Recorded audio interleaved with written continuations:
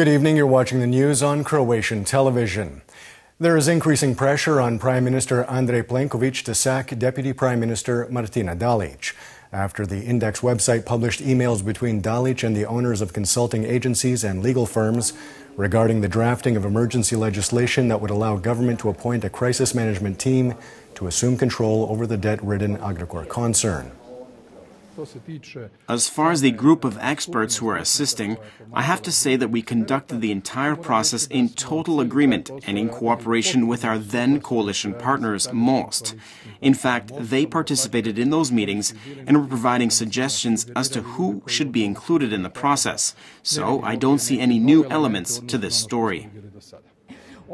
What these fragments of my email correspondence show is that what I was saying this entire time is true, that I am the main author of the law and that I did coordinate all of these activities because that is my job and it is my responsibility to prevent the Agrokor crisis from completely blocking the Croatian economy. The people we consulted in this process were not paid a cent, nor were any contracts signed with them because we were simply consulting with them, asking for their opinions, and they responded to government's request, offered their opinions. The publication of the emails comes only one day after the Constitutional Court ruled that the legislation, known as Lex Agrokor, is in line with the Constitution. However, opposition MPs feel the emails are proof of wrongdoing and that Minister Dalić should be sacked. The Prime Minister should immediately sack Minister Dalić, and the new state prosecutor should open an investigation into this situation. And in Parliament, we will open a political investigation. What is true is that most requested that the financial situation be established. But as far as how the team was created, that is a question for Martina Dalić, because from these emails it is clear that she was the one who was responsible for the drafting of the legislation. The European Bank for Reconstruction and Development has announced that Croatia's economy is expected to grow by 2.7% in 2018 and by 2.5% in 2019. This represents a continued downward trend as Croatia's GDP grew by 2.8% last year. The forecast is more or less in line with projections from the Croatian National Bank and European Commission, which foresee growth of 2.9 and 2.8% respectively. Europe Day is being marked throughout the EU today. The day commemorates a proposal to create an organization of European countries presented by French Foreign Minister Robert Schuman in 1950. It is widely seen as the birth of unified Europe.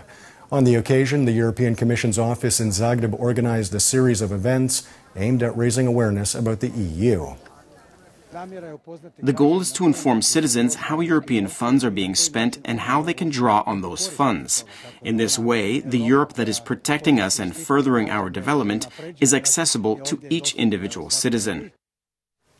Also on Europe Day, Prime Minister Andrej Plenković received the award for a European Speech of the Year for his February 6th speech at the plenary session of the European Parliament. The award is handed out by the European Movement Lobbying Group. During the speech in Strasbourg, Plenković spoke in 5 languages. Our path to the future should be a way forward and not backward. Croatia joined the European Union to be an active and responsible member, to work with other partners to further build and develop the European project. Croatia, which longed so much to again be part of Europe, today wants to be a part of its inner circle. The Croatian Medical Chamber is calling for the proposed bill on health insurance to be amended.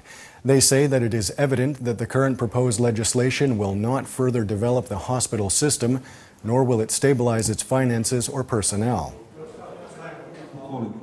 Insomuch as our objections are not adopted, we feel that the current bill on healthcare is not of a high enough standard to guarantee Croatian citizens a future for the healthcare system, and as such, we will not support it. And taking a quick look at sports, in tennis, Croatia's Borna Čorić is through to the round of 16 at the Madrid Open after beating German Jan-Lennard Struff 6-love, 6-2 this evening. In the women's draw, Dona Vekic lost her second-round match to Spaniard Garbina Muguruza 2-1 today.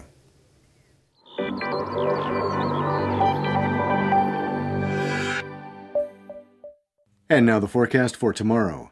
Partly to predominantly sunny, especially in the morning. There will be some cloud development in the afternoon, bringing with it showers and thunderstorms, primarily in the interior. Winds will be mild inland with a mild to moderate westerly and northwesterly on the coast.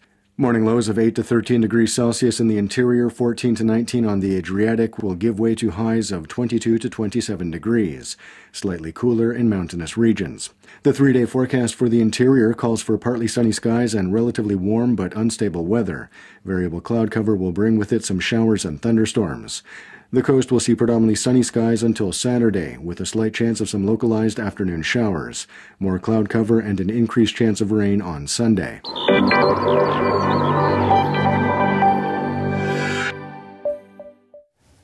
And that wraps up the news. Be sure to join us again tomorrow night.